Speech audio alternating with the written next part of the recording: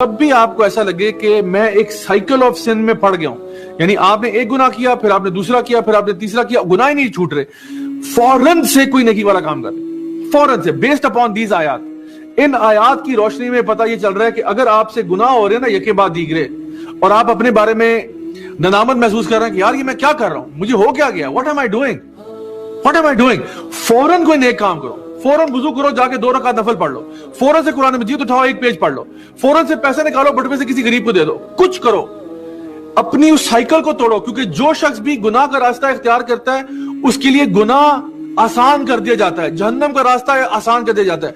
जो शख्स नेकी का रास्ता इख्तियार करता है उसके लिए नेकी करना आसान हो जाती है। तो इसीलिए हम बार बार स्ट्रेस करते हैं अपनी इस ऑर्गेनाइजेशन में, इदारे में, यूथ क्लब में, हम बार बार स्ट्रेस करते हैं अच्छी सोबत में आ जाओ, अच्छी सोबत में आ जाओ। क्यों?